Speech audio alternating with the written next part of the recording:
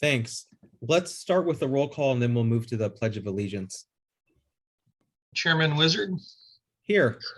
Vice Chair Booter, Present. Commissioner Healy, Present. Commissioner Ballesteros, Present. Commissioner Gama, Present. Commissioner Miller, Present. Commissioner Goodwin.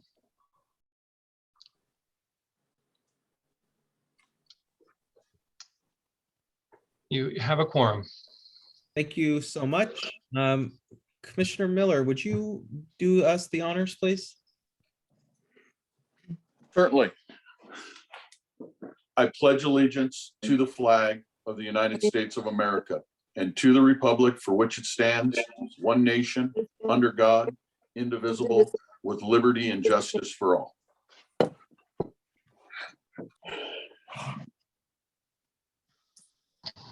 Thank you so much. Comments from the public. If there are any members of the public wishing to discuss items that are not on the agenda, we would love to receive your input. We have a 3-minute limit for public comments on non-agendized items. If you would like to speak, please raise your hand or otherwise get our attention, and the floor is open now for public comment.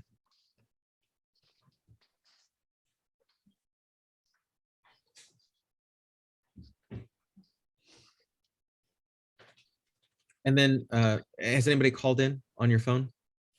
Yeah, okay. No calls.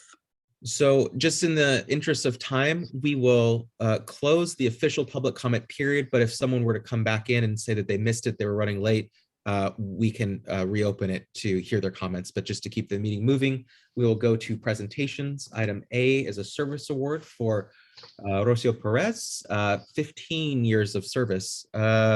Mr. Gunsley, do you have any information about that? Other than she has had 15 years of loyal service as an employee of the Housing Authority of the County of Monterey, I do not, and I don't know if she's attended the meeting. I spoke to her earlier and she said she wasn't going to be able to make it, but I did present her with her award and her 15-year pin. Very good, very good. 15 years is a lot of dedication. And you know, that's in my, do we have a guess? I thought I'd heard the number one time. Maybe Commissioner Ballesteros, you have an idea. The average service, like the average employee is like in the 20s or the high teens, isn't it? Yes, I believe we had one not too long ago for either 25 or 30, but I can't recall.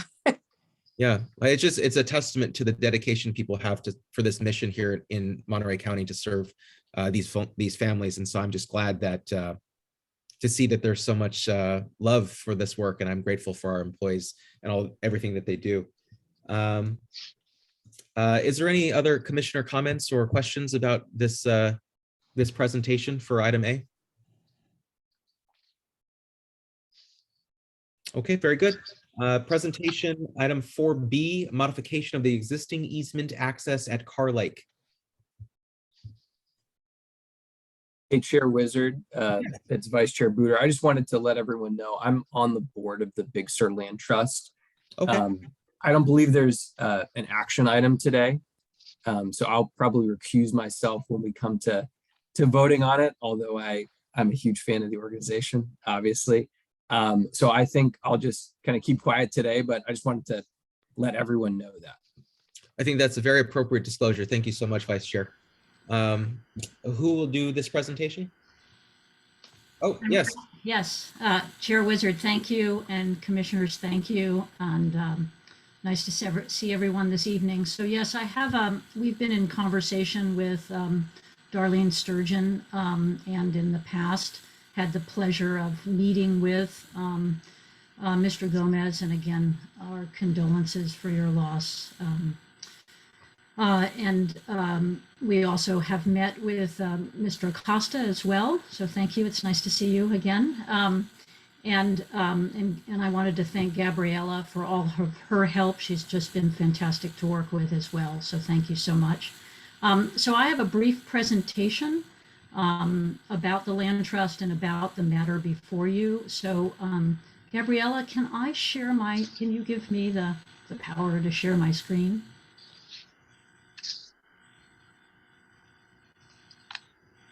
I'm gonna give you host abilities and then you can give it to me when you're done.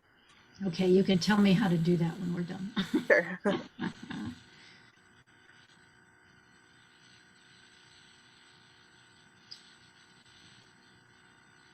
Okay, and now the host. All right. So, can you all see this PowerPoint and my cursor? Okay, I can't all Yes. see you. So if you have a question, please feel free to interrupt me because I can't see you all. So again, my name is Rachel Saunders. I'm the Director of Conservation for Big Sur Land Trust. And we are so excited to have the opportunity to create a new park and open space in the city of Salinas at Carr Lake, right next door to one of your residential facilities and residences at Tesoras del Campos, which is right next to our property. So let's see, why is that not working? Let's do it this way. Oh, there we go. Okay, sorry, there's a delay. So just a brief background, Big Sur Land Trust is a nonprofit organization. We were created in 1978 by 7 families living in Big Sur. And our geography that we work in has expanded to throughout Monterey County. We are an accredited land trust by a national accreditation commission to make sure that we adhere to a professional set of standards and practices in the work that we do. Our mission is 3-pronged. It's to inspire love of land across generations. We do a lot of youth programming as well as working with people across the spectrum. At the core of our work is to conserve unique landscapes in Monterey County. And importantly, another pillar of our work is to ensure that everyone, no matter who they are and where they live, have access to outdoor experiences and time in nature, which we've all learned the importance of that during these most recent times of COVID, and having access to beautiful, safe, outdoor spaces. We had the opportunity, this area is known as Carr Lake because historically it was a shallow, marshy wetland, not an actual deep lake, but a shallow, marshy wetland. It was one of 7 such areas between the Gabilan Mountains out to the ocean. And it was drained in the early 1900s with the development of the reclamation ditch to reclaim the land for agriculture. And since the 1920s, it has been farmed. It was farmed by 3 families. And starting in probably the late 1960s, a vision for Carr Lake was developed by the city. When the opportunity arose and you had willing sellers to be able to transform Carr Lake into an asset, a recreational asset for the city, for the residents of Salinas. And it's becoming increasingly difficult to continue to farm at this site because it does flood periodically. And so we worked with one of the families, the Ikeda family, and were able to purchase this property. In 2017, it's 73 acres, and where the little star is where your housing is located. I'm going to hit somebody. So that is our property.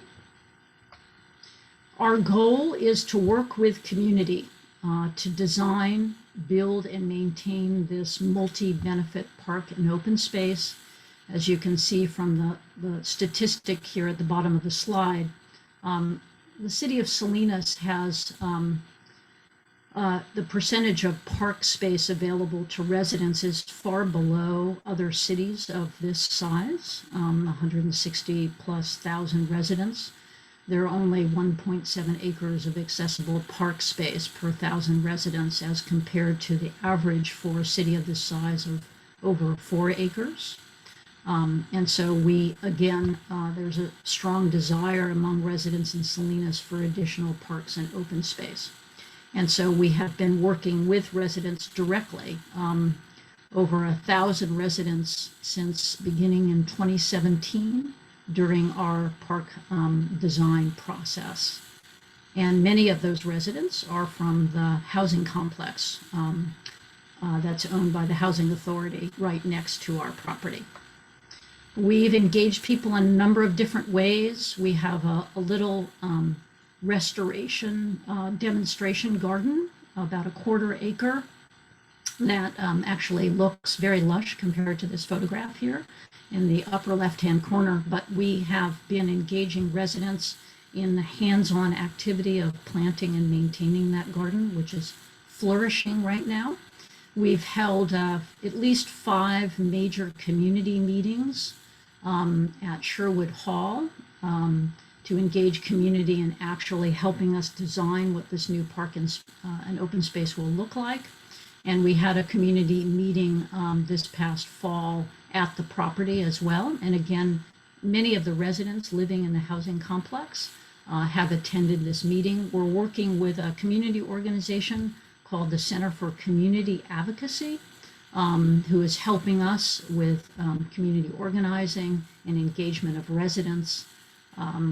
And we're also working with an organization called Return of the Natives, which is out of CSUMB, to help with the turning this native plant garden into an educational space for community.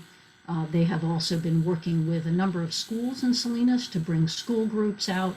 We've had volunteer planting days and have done site tours, and we even worked with CSUMB at the city center to launch a art exhibit. Unfortunately, that was right at the time that COVID was hitting and all of that had to be shut down. But we launched a beautiful art exhibit about the kind of natural history of Carr Lake. This is a an artist rendering of what a portion of the park and open space will look like. So this area right here is what we call the traditional park or the neighborhood park element. And then the park continues out.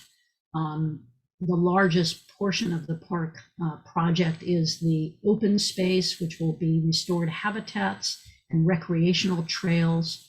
But this smaller element, which is about 6 acres, all the features here came up through the community engagement process. So there's a multi-generational play area, an amphitheater, some recreational courts, even a small dog park. Obviously there's parking, bathrooms, and in the future, we hope to build a new community serving building on the property. And this area will be for parking and unloading of school buses. Teachers in Salinas are very excited about having this outdoor classroom in the center of the city. And here where my cursor is the housing complex. So it's right next door. So your residents will have a brand new park and open space right next to their property, right next to where they live. So there's a little area here that belongs to the Housing Authority. And there's an existing right-of-way easement that the Land Trust has for passage through this area. And this is the area in question because we would like to utilize this area. So this is another image of it. So this is our property. So this is the little strip of land that is owned by the Housing Authority in which we have an existing easement. And what we would like to do, because we are going to be putting parking and landscaping and other amenities here, there's existing electricity, power poles that will be protected. What we'd like to do is modify the easement to allow us to make these improvements, which is part of the park development. So it's a small, thin strip of land here. There's a wall, which the authority would still have access to for maintenance, but this area, we would like to have an amended easement just to allow us to make those improvements. And so we've been working with your staff. Our attorney, who I think is attending as well, has been working with the Housing Authority's attorney.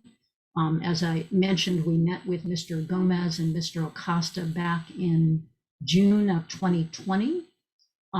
Mr. Gomez was kind enough to write us a strong letter of support for the project, and also indicating his support for moving forward to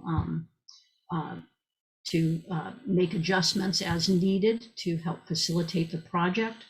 The project was approved unanimously by the Planning Commission and City Council for the city back in September of last year now. So we've been working, we put together in your packet is an amended easement. That's what's before you this evening. The amendment is of the existing easement, which would allow us to make improvements to the site, including constructing of the parking lot, installing landscaping, and protecting the utility and sewer infrastructure there. So that's what's in your packet. I think it's Exhibit 4B, and there are other attachments associated with that. And we've been working on this for the last couple of months. And we know that Tom Griffin, who is the Housing Authority's attorney, has approved the language, or it's satisfactory to him. He agreed that taking this route to simply amend the easement was the kind of simplest and most straightforward thing that we could do to move forward. So that's what's before you. And then this is just to show you where we are in the process. We got into a purchase and sale agreement on the property in 2016. We did a lot of visioning and assessment of the site, community meetings. We did the site design and environmental review during this phase, and got, as I mentioned, the city council approvals unanimously for our project. There's a certified CEQA document, which was certified by the city. And we're now in this phase, which is to get our permits and to do final design and to construct. And we are excited that we, and I'll stop sharing here, excited, and I can pull it up again if you have questions.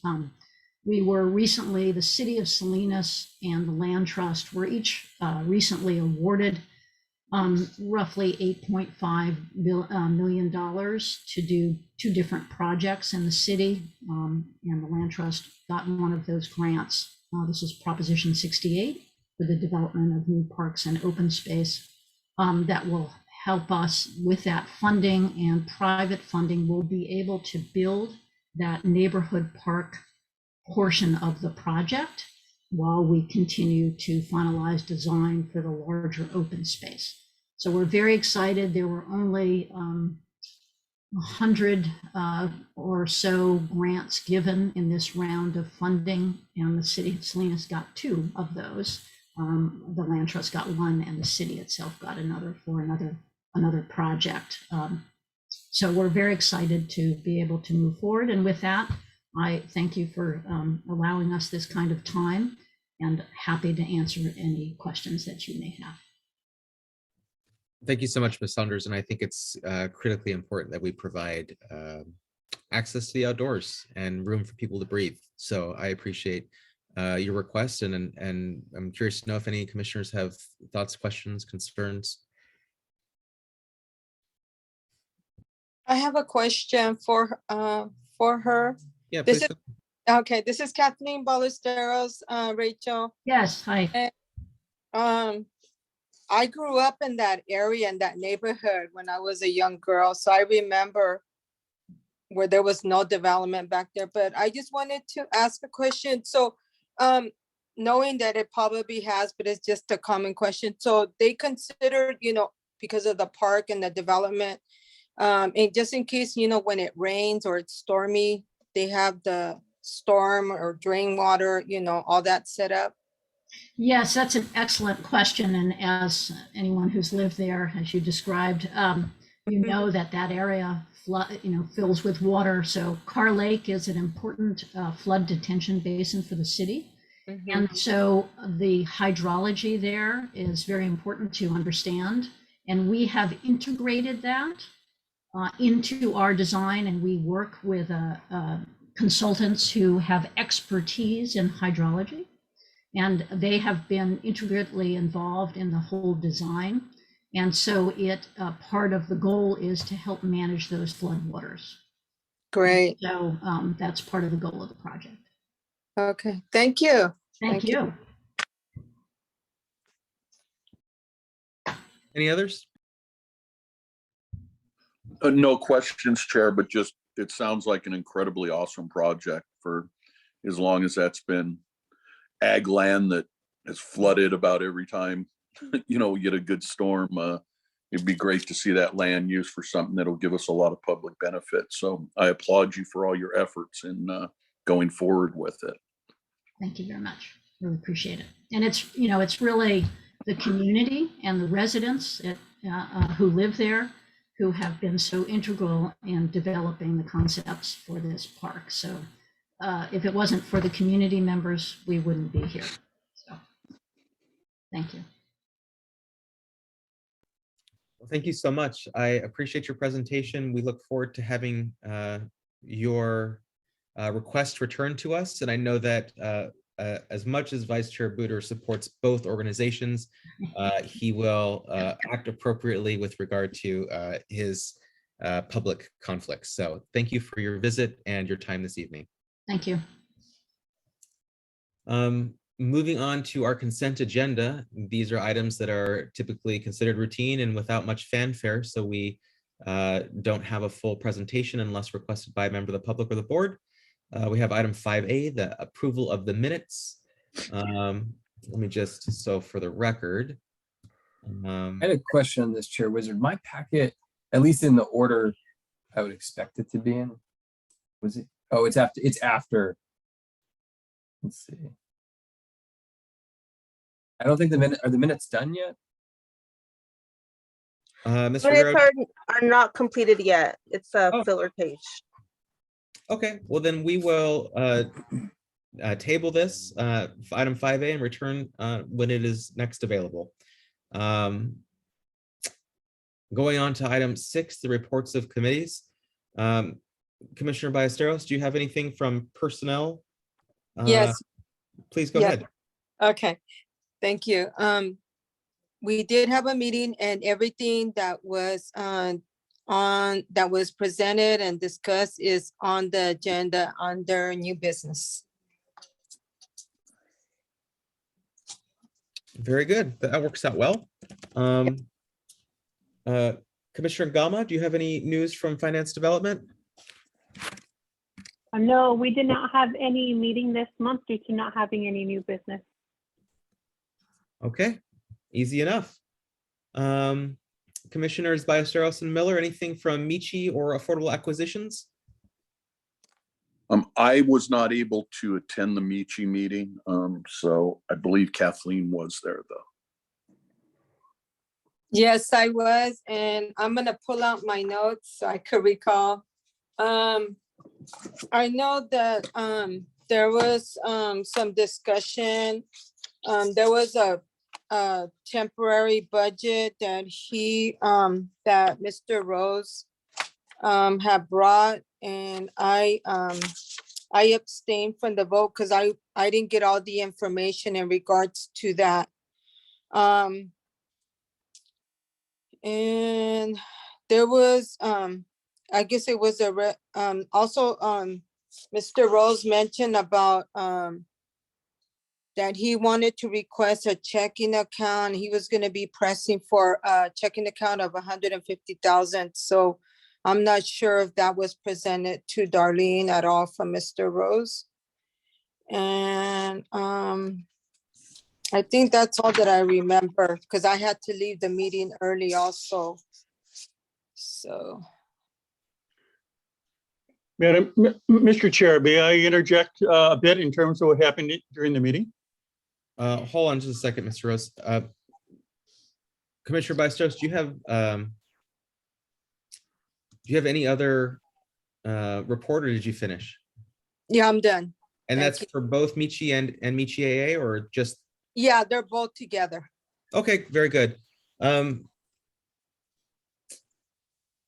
I appreciate that these are reports from committees, and so we specifically call on committee members to report. Mr. Rose, if you had something very brief, we don't typically take public comment on them. If you see it as public comment, then I'll be silent. Thank you very much for your time. Okay, very good. Thank you. Item 7, Mr. Gunsley, do you have a report from the executives?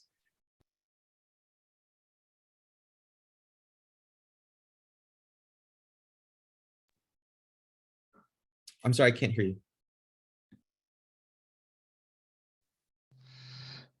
So starting with the secretary's report, the Housing Authority continues to be closed to the public, but we do transact quite a bit of business on an appointment basis with COVID protocols and protections in place.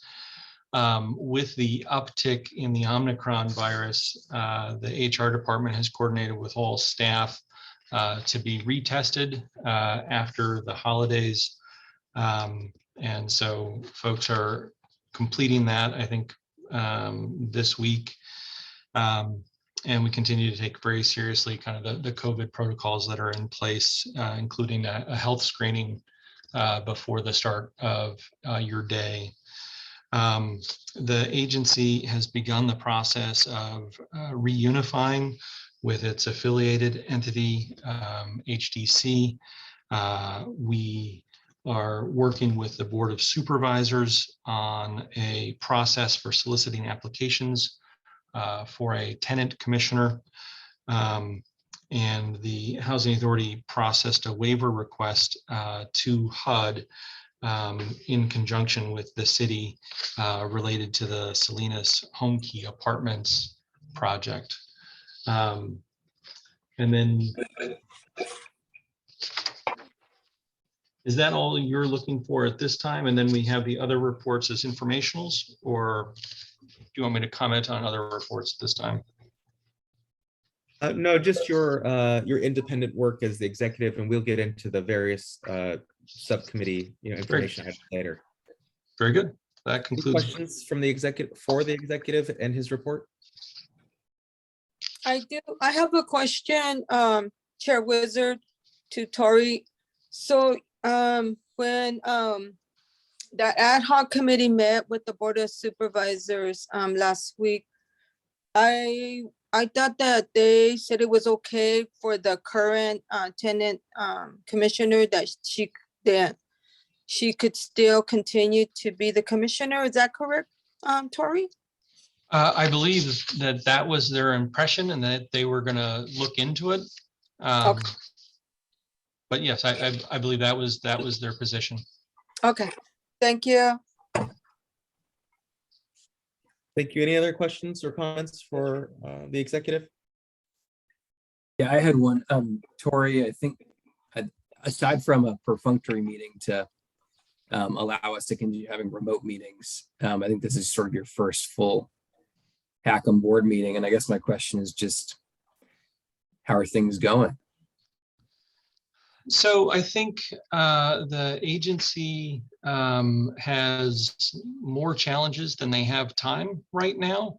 I think my assessment is that the one of the number one challenges right now is a staffing challenge, and that there are a lot of fires that need to be put out, a lot of people with concerns about various things. And a lot of them are related to money, which we don't have a lot of. And so I am trying to get a handle on the financials and the relationships between the different entities so that we can start to straighten some of this out and get a better understanding of where we are at financially. But from first blush, I would say we are not flush, and that we're going to need to implement some budget controls. HDC does not have a budget, as far as I'm aware of, that's been approved by their board. And so a budget will need to be developed for HDC. There are management agreements that need to be approved. So there's a lot going on, and I feel like I'm beginning to understand the level of all of the issues. And I look forward to working through them and giving you updates as we start to cross things off the list. Yeah, I think that's helpful. I think, obviously we're getting our feet wet. I think the next time around, providing us with maybe some of that detail on, in your report about some of the things that you're running down. Obviously, you're working on that on a day-to-day basis. And in a lot of ways, I'd rather have you spend your time solving the problems than telling us about how you're solving the problems. But I appreciate that. And I'm glad that you're on the case. Thank you. And yeah, I fully expect that future reports could be longer.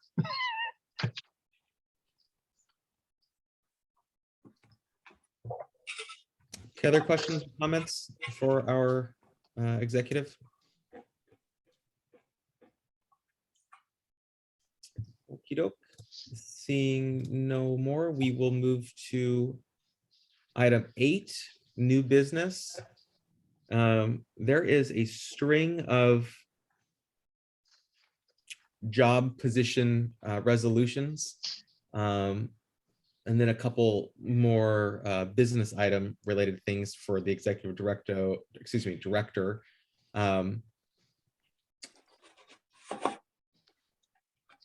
Just through the prerogative of the chair, Mr. Gunsley, do you think that there is a sufficient amount of difference in all of these things, or is it really the effect that we're creating the positions from HDC within HACM, and that it's not sort of like reinventing the wheel, but sort of a housekeeping item to create? Yeah, this really is the start of the process with reunification.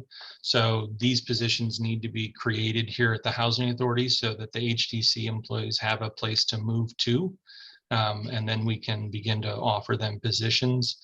I would say that resolutions 3042 to 3045 could be moved as a group and discussed as a group, or they could be taken one by one and dispensed rather quickly. Any thoughts or concerns from commissioners related to hearing them at once or independently? I'm fine with moving them all at once if we're allowed to do that for the purpose of expediency. Sure. I completely agree.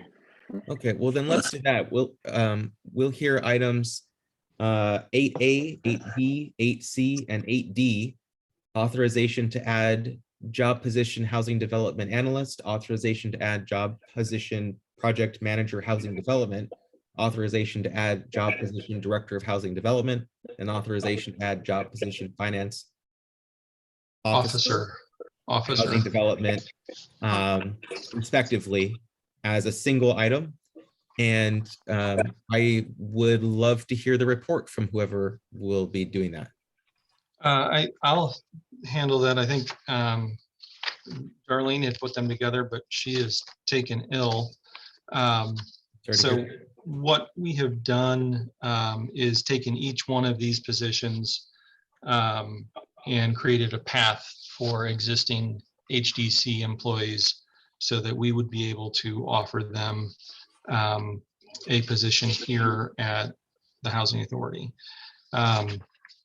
And so that's required us to create job descriptions for each one, salary ranges, and clarification of whether it is a exempt employee or non-exempt based on the level of the work and how they have been treated currently. And so the housing development analyst, the project manager, the director of housing development, and the finance officer are all related to existing employees. Carolina, are you on? I'm not sure if she's on. She is. And I think there was some discussion that there may need to be one other position that gets created at a future meeting for construction manager. That's correct. We currently have a position open for a construction manager. We've had that for probably close to a year now, at least.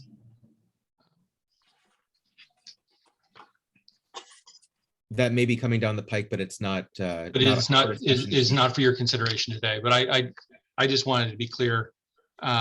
This covers the existing employees. Future board meeting will clean that up with the existing vacancy. Very good. Anything to add, Ms. Gomez? No, unless anybody has any questions. You know, I've worked together with Tori and Darlene to get these done, and staff is supportive of this reunification with HECM. Chair Wizard, I had a quick question. Please go ahead, Vice Chair. So my question related to salaries. I think my preference would be to try to bring folks over without a reduction in their salary. Do these salary ranges allow for that? I believe that is the plan, is that everybody would move over at their existing salaries. I think there are some concerns about the benefits package. And those are things that we're going to have to work through with the attorneys to bring them on and to see what happens in terms of benefits. But I think that there is some give and take where, and I don't know if this is true. So hypothetically, it could be that the health insurance is more robust for HDC employees than it is for housing authority employees, but that the work schedule might be more favorable for HACM employees than HDC employees.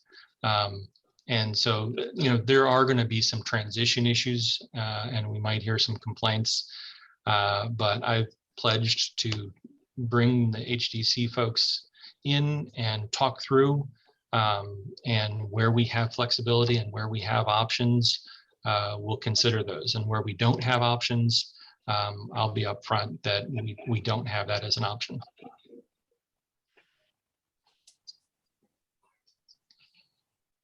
Any other questions or comments for the executive? I have a comment, Chair Wizard. Go ahead. As the chairperson for the Personnel Committee, I couldn't find my link to review these resolutions, but I did do it after the meeting and I looked through each of them and their duties, and I wanted to be accountable to the board, and also that I looked at each position, I looked at what they do, and I'm glad to hear that it's just a transition where their salary will not change.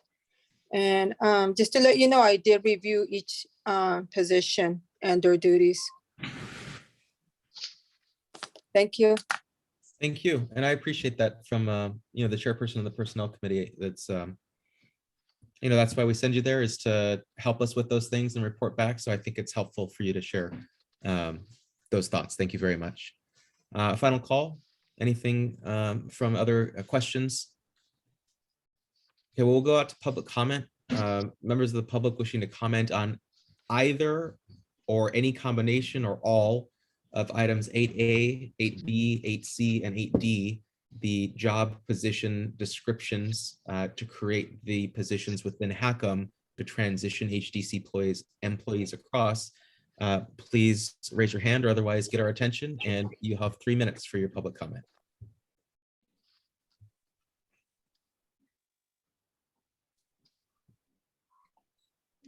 Somebody named username, I see your hand. Please go ahead. The floor is yours.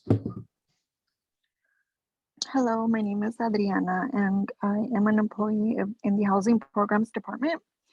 And I just have a suggestion, if I may. I believe it would be, I would like to urge the board to be able to not only publish the Zoom link, but the packet. That way the public has the opportunity to review all the documents and make public comments to those agenda items. Thank you for your time. Thank you very much.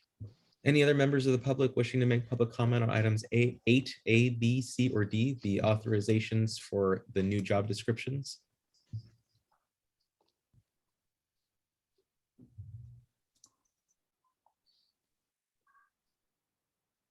I don't see any other hands. Anybody on the phone, Ms. Rivero? Nobody on the phone, so we'll come back to the board. Mr. Gunsley, do you have any comments or questions that you can, anything you can share, rather, is what I'm trying to say?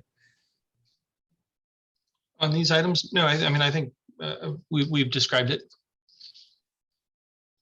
Okay, very good. And then we heard some public comment about the accessibility of the agenda. Ms. Rivero, could you share the steps that you took to publish it?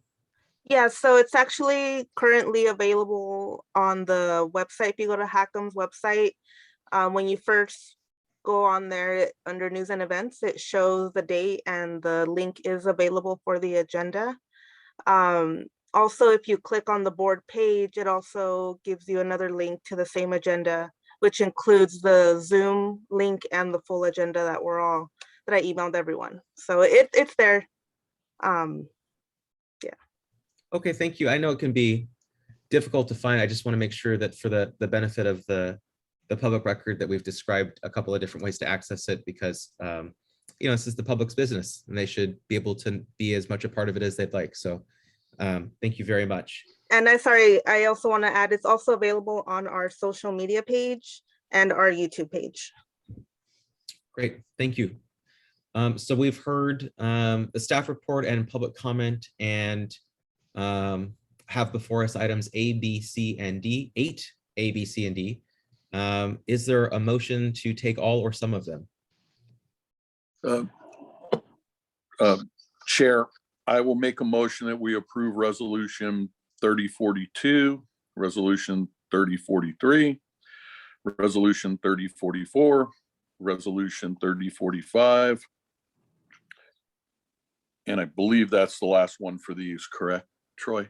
Yes. The other two are different items. I make a second. Thank you so much. It's been properly moved and seconded to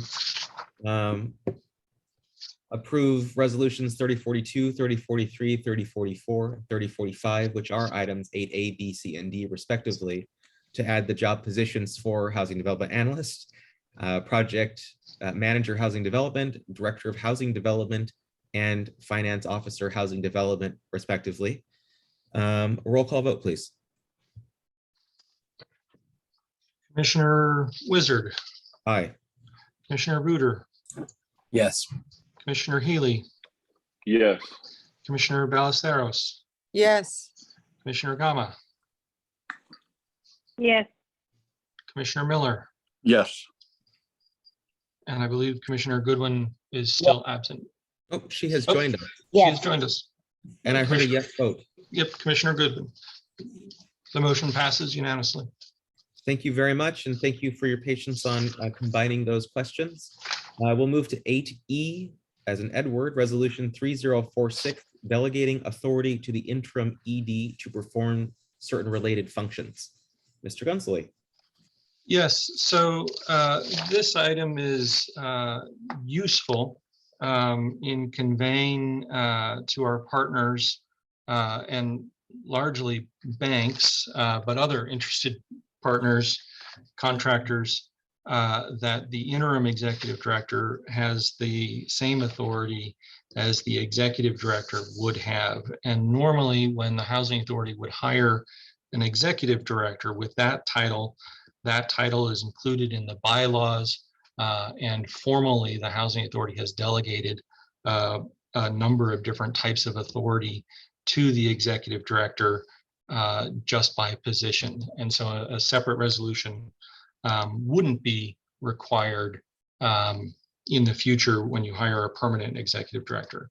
But this is just to make clear that you have delegated the authority to be the keeper of the seal, which is much less useful today, but it's still used occasionally, and affix the seal to appropriate documents, to sign documents, contracts, checks, deeds, purchase orders, and other instruments normally required to operate in a housing authority according to the thresholds and standards that have been established by the board.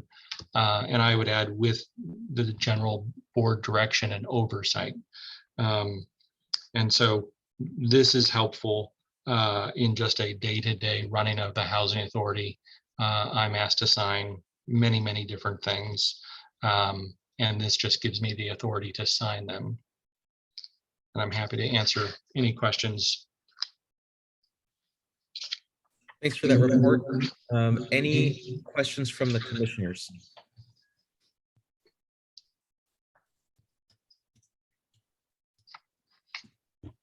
Okay, seeing none, we'll go to public comment. Any members of the public wishing to comment on Resolution 3046 delegating authority to the interim executive director, Mr. Gunsley, to perform certain related functions?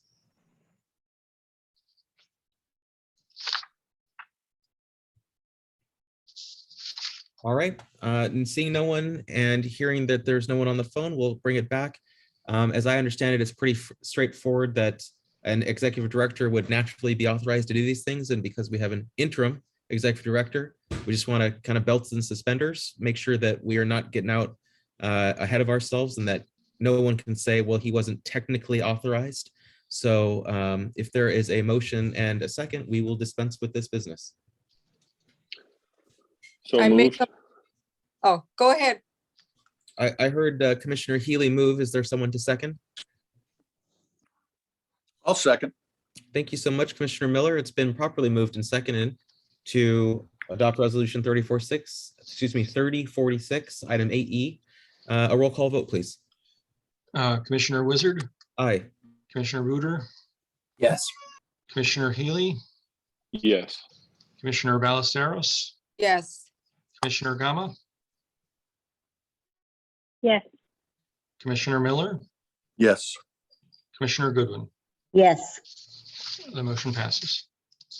Great, thank you. I appreciate the unanimous support for that. We'll now move to item 8F, the multi-state employer status memo. Mr. Gunsley, please take it away. So this is a discussion item, and we've placed it on the agenda so that the board can have a discussion, not take any formal action or a formal vote. But we have received a request by an employee to work remotely from out of state. And given COVID, everybody has been wrestling with remote work, but there are consequences of remote work from another state that I wanted to bring to the board's attention, because I feel that it is a policy issue that should be discussed rather than just authorizing these sorts of requests. So in some states where you have neighboring states with large percentages of residents who work in other states, they will have reciprocal agreements. It's very common in the Northeast and in parts of the Midwest. California does not have any of these reciprocal agreements. And so that means that if we had a resident doing remote work from another state, that the housing authority would need to register with the Department of Labor in each state where an employee would be based. and obtain a state tax ID number, and required to register its business with the Secretary of State. And there are often fees associated with those things. We'd also have to hire a registered agent in each state to accept official correspondence on its behalf in that state. And then we would have to create a multi-state payroll system that would be able to withhold and forward state income tax and pay state unemployment tax in each state where the housing authority would have employees. And then finally, we would need to keep on top of all of this because just like California, these things change almost on an annual basis. Additionally, the workers' compensation policy may need to be revised with different policies by state. And finally, we would want our HR team to be fluent in the employment law in the different states where we would have employees. And so not calling for a resolution, but just to have a discussion amongst the board as to whether or not we should pursue more investigation, or if there are other questions or other concerns, this would be the time where the board could discuss multi-state employer status for out-of-state remote workers.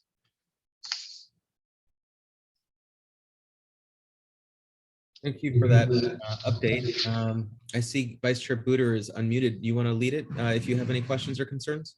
Yeah, mostly just a comment. I mean, I recently went through this with one of my entities with employees in Texas and had an employee in California. And all the things that you said, Tori, I think are spot on. It's just you double the complexity, you double the chances for errors.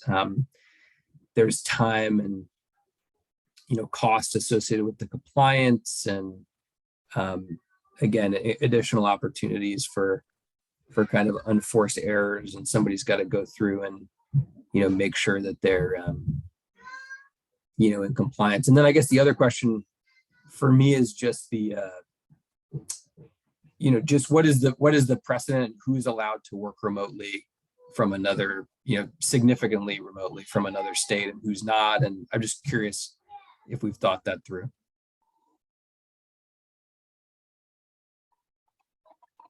I can't hear you.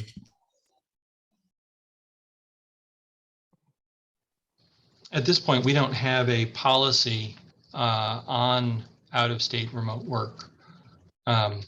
So we don't have a precedent for it. Sorry, my comment was a little bit more towards what precedent are we creating? Yes. And sort of what's the most favored nation status, that if somebody gets something, other people need to get something. And I want to work from Tahoe, and I want to work from, Idaho, and how does that play out? Yeah, I think it would be complicated.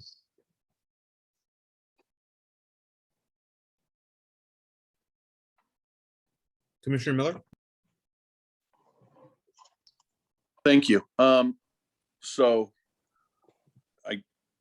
I had the same questions that Commissioner Buter just had right now too about it but then we also just listened to our interim executive director tell us some of the issues that we're having actually just here on the home front and what needs to be done.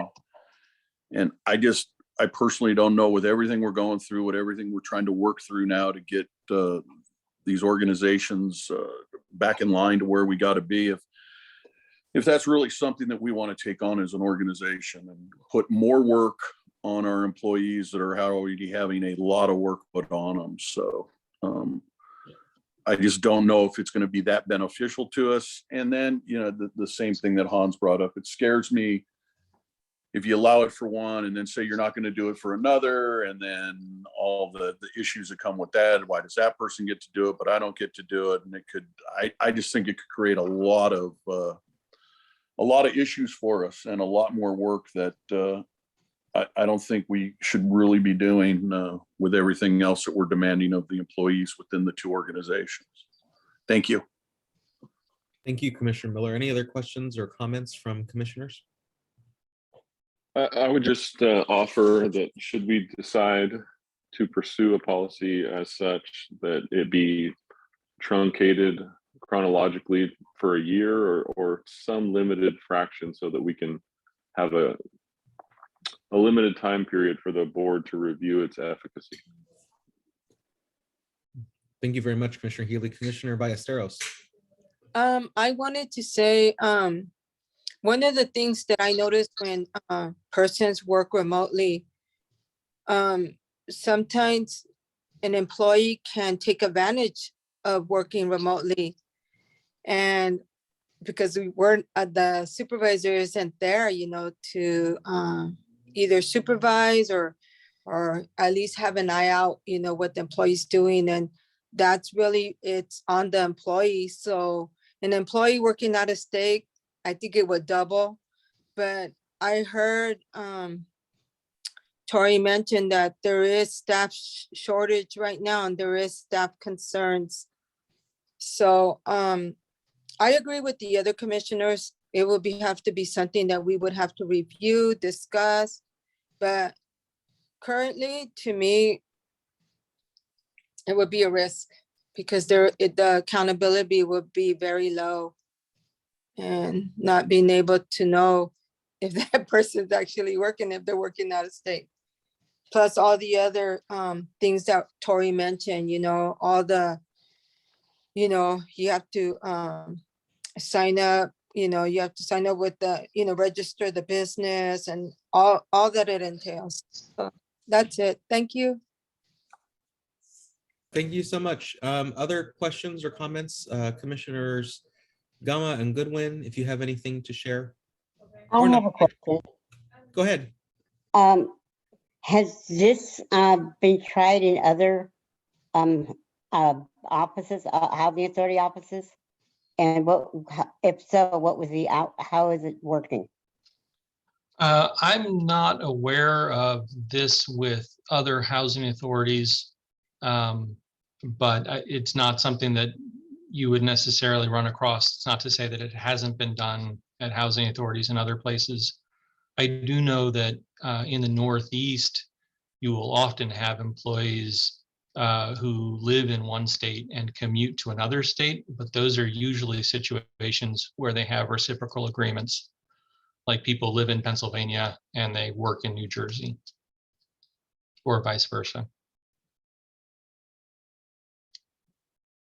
Just if I could ask, I'm sorry to interrupt you, Commissioner Goodwin. Is there, Mr. Gunsley, are you aware of any reciprocal laws for California, like with Arizona, Oregon, Nevada?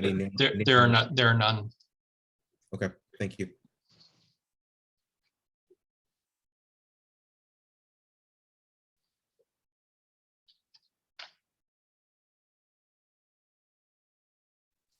Okay, hearing no other questions or comments, do you have any other feedback for us, Mr. Gunsley? Do you feel like you've got a handle on where the board's at with this, or do you need some more clarification? No, I think this is helpful, and to keep it at a discussion level and not moving towards resolution. I think this is what I needed. Thank you. Good. Thank you very much. That concludes our new business. We'll move into the information items, 9A, a finance report. So the finance report, again, as I mentioned, Darlene is not able to be on the phone. I'm not sure what has been your past practice in terms of the finance report and how deeply you want me to go into it versus what has been printed and distributed. You could feel free to give me guidance, or I can dive in and start talking about what's before us. Yeah, I think pretty high level, just in terms of cash position today relative to where it was for the last finance report, projection on how that'll change over the next 30 days or so until we meet again. Any major obstacles or challenges ahead that we want to have our eyes on before we arrive at them.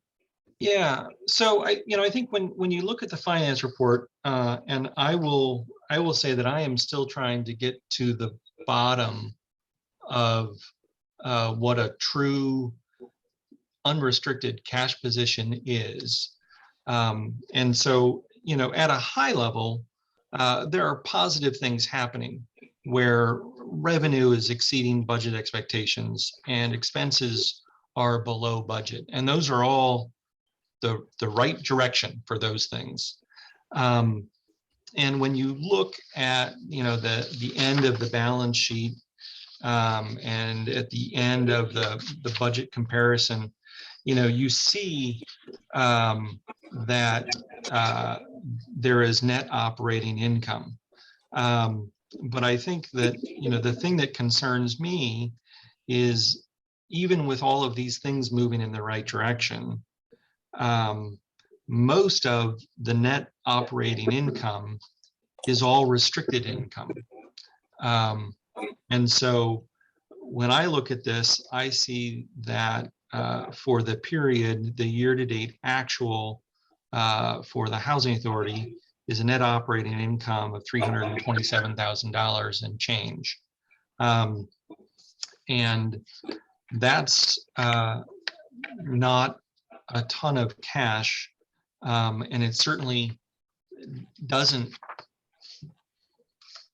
jive with the story that when you look at the balance sheets, you can see, oh, there's $16.6 million of cash. And that gives an impression that the Housing Authority is flush. The Housing Authority isn't flush. When I've started to dig into what is in that number, the bulk of what is in that number are restricted Section 8 reserves.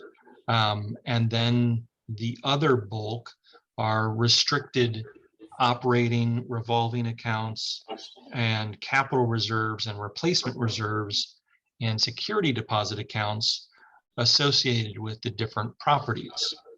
And so the answer that I know some of the commissioners want, I'm still trying to drill down to get the real answer of what's the pot of money that, if we wanted to do something with it, we could, and, what is our margin? I'm still trying to come up with that answer, and we'll give it to you as soon as I have it. But I think that the answer is going to be in the hundreds of thousands, not in the millions.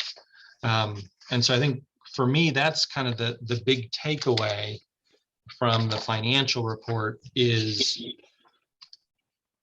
on the one hand, we're below budget on expenses and we're exceeding budget on revenue. Those are all good things. But our overall financial position isn't great right now, and we need to get a handle on that and address that. And so that's where we're at.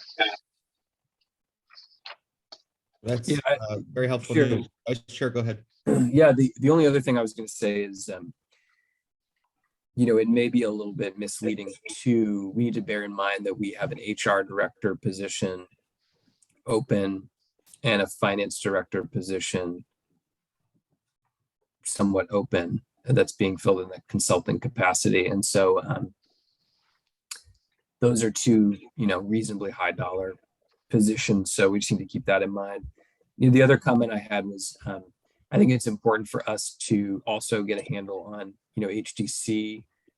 We can bring this up in the HTC meeting, but, I don't think we've actually seen financials there. I think the last time I saw them was like in March. And there was some money in interfund. I think it was like $900,000. I've recently been told that money has been used. And so I'm also very interested in what the cash position is with HTC, because we're essentially adding a significant burn rate to Hackham, adding all these employees, et cetera. And so, I think that there's some discussion already being worked up about getting the board sort of a summarized version of the developer fee schedule for the Parkside project, right, which is how Yep. HTC earns their revenue and kind of funds operations. I just think, that's going to be important for us to kind of get our hands on, hey, when is the next tranche coming in? What is the trigger for that? And, how does all this work together? And I guess the only other comment that I would make is that, you as the interim executive director, Tori, if there's additional capacity that you feel like we need to get to the bottom of these things and to sort of be efficiently working through our finances so that we have a solid handle on it, let's go guns blazing and, figure it out. That's my personal view. Obviously, I think ultimately, unless there's some board action needed, it comes down to what you think. But I just think we need to get an answer to some of these, fundamental questions. So. Yep, I agree. I just don't want to, I want to know how much money there is before we start spending it. Seems prudent. Anybody else for the finance report?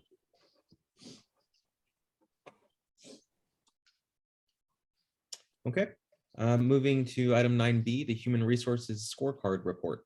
I think that's also you, Mr. Gunsley. And the scorecard report is not completed. Is that correct, Gabriella? That's correct. Darlene is still working on that. Okay. Any high-level comments on that, Mr. Gunsley, or would you prefer to table that? So as I said, we've got a bunch of vacant positions all throughout the agency, and not just at the high-level ones that you are aware of, but also at entry-level and mid-level positions. So the staff have really communicated to me, and we had one resignation this week, this past week, where they're being offered a job somewhere else. There's no way we can compete with the salaries, and it's a Silicon Valley company, and they can work remotely from here. So I think that the competition that we're competing against is more than just a city job or a county job. It's regional, and our salaries are not as competitive as the marketplace. I know that a compensation study had been done a number of years ago, and without having read through it, I can tell you probably what it said, because it says it at just about every housing authority across the country. Hey, these people aren't being paid as much as they could get somewhere else. And then, the housing authority executive director and the board are faced with, well, we can't afford to pay people more. So what do we do? And I think that's the situation that HACM finds itself in, is we can't do massive salary adjustments. And so that makes recruitment difficult. More good news. Thank you. Yes. Any comments or questions on the Human Resources Scorecard report that is not quite done, but we got sort of a high-level report about it? Okay. The development report, item 9C. Is that you, Ms. Gomez? Yes. Would you like me to go over that now or wait until our HTC meeting? Let's do it now. Great. Thank you. So the big major things going on, we've got our Tynan modernization project in process. We're working on wrapping up the first two buildings. They're going to start lath and stucco soon, so that's going well. Working well with our on-site. As you know, we've got 171 units at Tynan, so it's a lot of work that's happening with a lot of tenants, living here while we're doing all that. So things have been going well. We communicate with our property management company on a daily basis. The Parkside project, we are working on the exterior siding on building B. We have 2 more buildings coming in. Right now, they're due to ship. The modules from Garden are coming in the next 2 months. We're trying to see if we can't get that scheduled a bit sooner. And then staff is also working on the post-close items for Casanova from the refinance that we did a few months ago. And then I also invited our John Stewart Company and our Paso Robles Housing Authority, third-party property management companies. I know that their report for John Stewart is attached to our HDC development report, but if any of you have questions for them or would like to hear from them, they are on as well. Thank you. It is refreshing to hear a proper development report during the properly agendized development report timeline. So I'm glad that you were able to do that. Any questions for Ms. Gomez or our friends with John Stewart or Paso Robles Housing?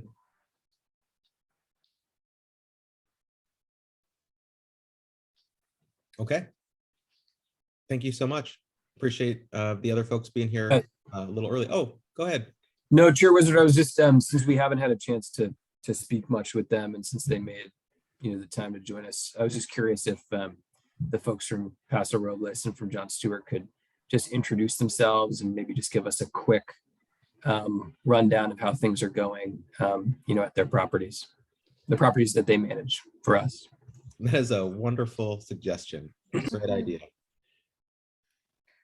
Okay, I'll start on behalf of the John Stewart Company. I oversee as a regional 5 of your properties: Bonito Affordable, Bonito FLC, Fano Vista, Monterey Street, and Rippling River. And you can see those on the report there. If you have any questions about any of those properties, I'd be happy to answer them now, or go ahead and email me down the line.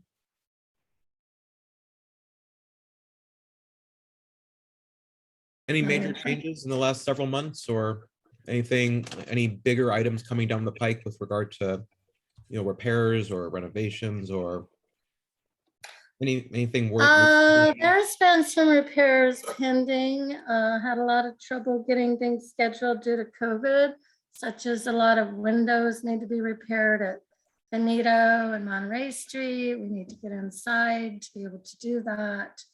And we keep kicking that can down the street, and that and that COVID just keeps rolling on down there. So we do need to address those. They're going to come up on audits and inspections. We have quite a few malfunctioning windows at those 2 properties. I'm thinking they're a construction defect or a poor manufacturer product, whatever. We're having the usual staffing problems that everyone's having. A lot of people out, some going on leave. A couple we have on leave in our full portfolio, including Tynan at this point.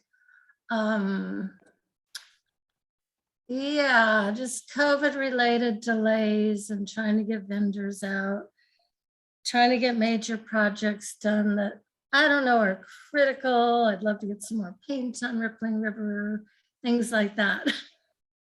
But we can work that out over time. Gail, what about resident services? It looks like a lot of these, they're sort of on hold. Is that because of Life Steps and some of their policies, or our policies, or? Life Steps recently, in recent months, has had a little bit of staffing issue like the rest of us do. They have a new person coming on board. I hope to go down there on Friday and meet her. She's been to Monterey Street. The staff met her at Monterey Street. I was in Soledad at the time, but she didn't make it over to meet me. So anyway, I do believe they have filled in part of their servicing gap. Jessica's online here. She could expound on that. So we're hopeful that this new person will work out. And so is there like a timeline for trying to get those services back up and running? It sounds like it's staffing as opposed to any COVID related. Well, like I said, I believe we have a new staff person that's just about to come on. Maybe she came last Friday. So that's going to be running at full capacity as allowed by COVID restrictions, naturally. Is going to be when? No, she's there. She's there on Fridays, the new person for Life Steps. So we're going to be functioning as we are expected to function in coordination with Life Steps starting last week with the COVID restrictions in place. Got it. So this whole piece about not fully active, that goes away. It does as of last Friday and as of Monday for Monterey Street. We're still pending a contract for Fano Vista with Life Steps. So they're not functioning. Got it. At this moment.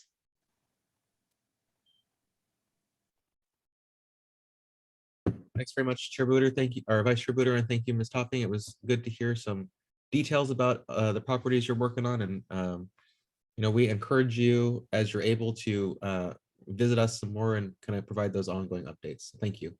Yes, thank you. Yeah, and then Ms. Adams. You're muted. Sally.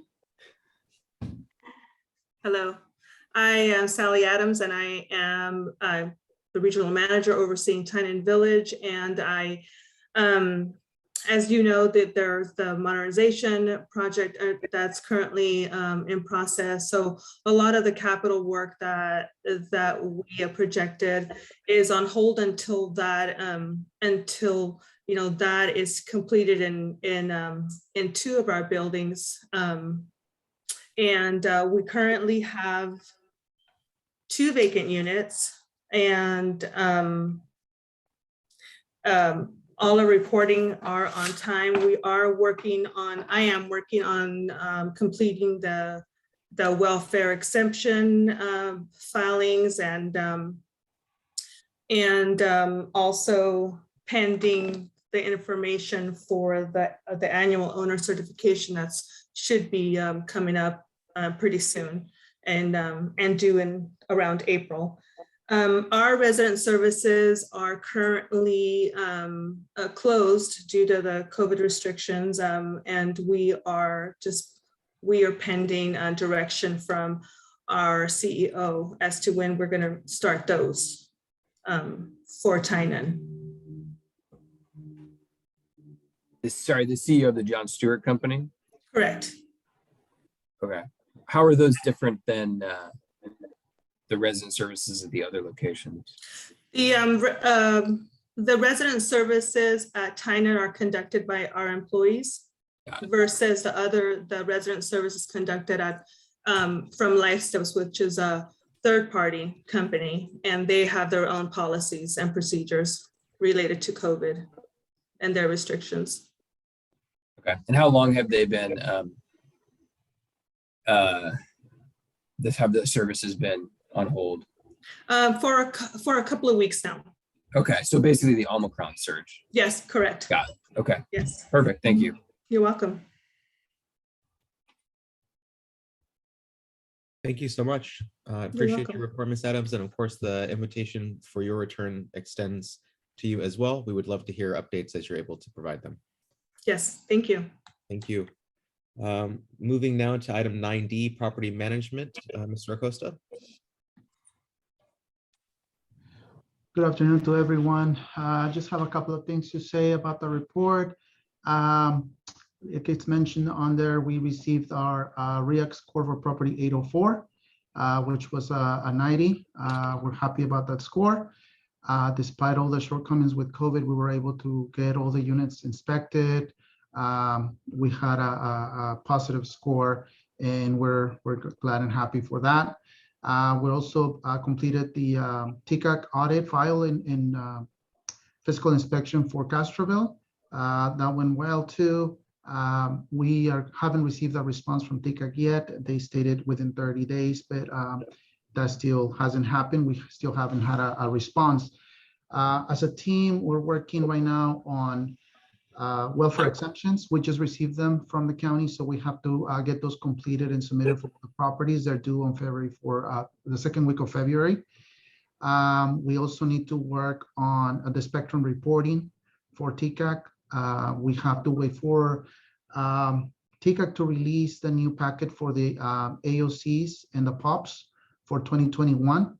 We will complete those as soon as those forms are released. We have the data, we just need the new forms. We are also working on starting the process for the OCAF rent adjustments. We might have to get utility allowance studies for those. I received a notice from HUD regarding that, that we might, they still didn't confirm if they needed them, but we might need those studies for this year's OCAFs. And then we're also working with CAHI on implementing the rent adjustments, OCAF rent adjustments for Portola Vista. And we are actively also working with Life Steps to get a resident service coordinator for Castroville. We completed a summary of questions and a pre-contract with them last week. We sent it to them. We're waiting for their response. And that's what we're currently working on. The vacancies on my report, 2 of those vacancies have already been housed. The rest of them will be housed next week. And that's it, unless anybody else has any questions. Thank you, Mr. Acosta. Questions?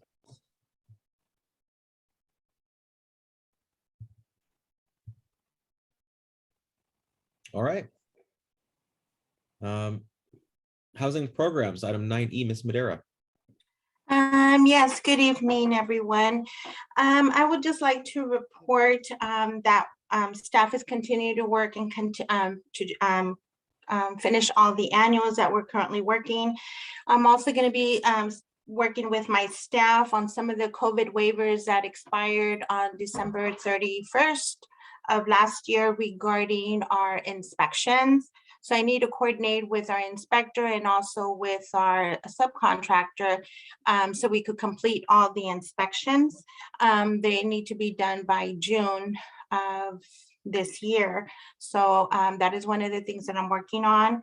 I'm also working on with the ongoing project-based vouchers with the developers that were awarded PBVs in coordination with HUD with their guidance to complete the environmental reviews and subsidy layering, because we do have some, I believe, 2 properties that are coming on board this year. Also, the Housing Navigator is working and connecting with all the partner agencies to try to lease up all our emergency housing vouchers that the Housing Authority was awarded 269. So we're working with the agencies and trying to collaborate how to get these families housed as soon as possible. Unless the board has any other questions on my board report. Thank you very much. Any questions for Ms. Madera? Just a super quick one. Maria, is there still a, I believe in past board meetings, we've talked about the voucher population having an extension on their search period. Is that still the case with COVID, or where are we at with that? Well, we've initially, because of the COVID, they hadn't, they had extensions, but they expired. So we have been working with the Housing Navigator and with our Housing Navigator and the other Housing Navigators to try to get them housed. But if a family member that is disabled or has a disability, they may request a reasonable accommodation and they are granted more time on their search time. But if the family is not disabled or have don't qualify for a reasonable accommodation, their voucher is expired, will expire. How long do they have again? They have 4 months, 120 days. So I think one thing I'd love to start seeing, given that we're back in that scenario, is just like our success rate in terms of folks leasing up, and how many folks are getting to that 120 days without successfully leasing up. Okay, I could work on that. We have a 2-year tool, so we're now entering all that information, and then probably within a few months I could get that information to you.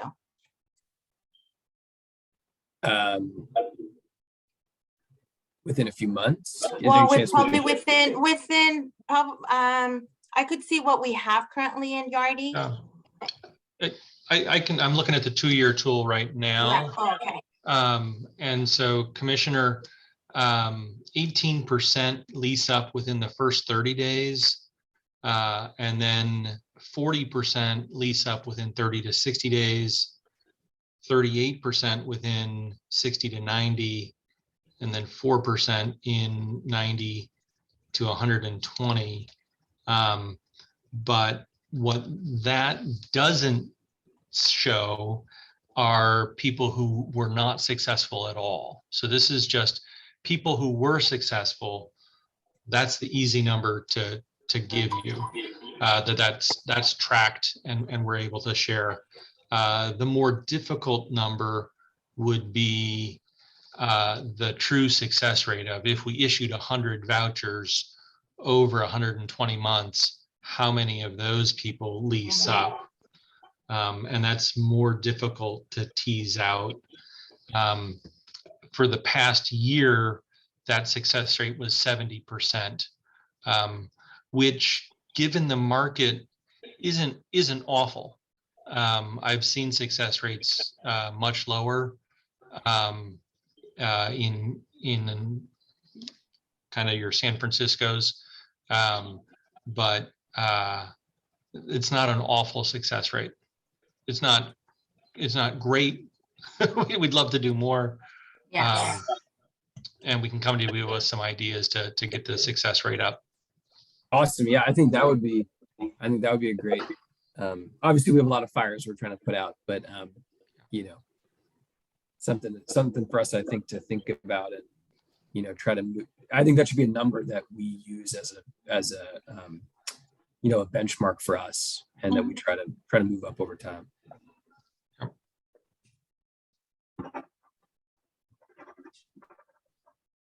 Well, And sorry, Maria, if there's a way to add that to our reports. You would like to see the 2-year total, because we're able to do that. Yeah, and then also just like the actual success rate. You know, if it's 70% this year, what, you know, how is that trending? Okay. Yeah, I have some thoughts on what's being displayed, and I think for the commissioner's understanding, when you look at that utilization rate, that's just a monthly utilization rate. HUD doesn't score us on that. And the truth of the matter is, for the year, we were at 101% utilization of our money. So we couldn't serve any more people than we did with the money that we had. And that means that we are only serving 76% of the people in any given month. But I have some ideas to try to display the information in a way that might help clarify the voucher system a little bit better. Okay. Thank you. I really appreciate the questions and the discussion. I think it's helpful to elevate the kind of things that we're focused on doing, and you know, make sure that we're staying focused on the outcomes, which is important. So I will apologize that we did not quite make it in 90 minutes, but we got close. And so let's do some quick commissioner comments, and we will be done with our meeting. It can move to HDC. Commissioner Miller, you happen to be in the top left corner for me, so why don't you lead it off? Just quickly, thank you to everyone at the Housing Authority for all the hard work you're doing, and working to get the HDC employees over. And I understand there's a lot of fires to put out in there. So just thank everyone for their hard work. Thank you. Commissioner Ballesteros, you're next on my list. I just want to say thank you to all the staff for all the reports. Thank you, Tori. Did a great job. Also, Gabriela, thank you for helping us out with, you know, sending us all the information that we need for this meeting. And also, I want to congratulate Rocio Perez for her dedication of 15 years of service. We appreciate your hard work and dedication to the agency, and also for serving our families and the community. Thank you. Thank you, Commissioner Ballesteros. Commissioner Goodwin. Ditto for Commissioner Miller and Ballesteros. Thank you, everybody, for all the time and hard work you put in. I know it's not easy right now, but you make it look easy, and we appreciate it. Thank you. Yeah, good comments. Commissioner Healy.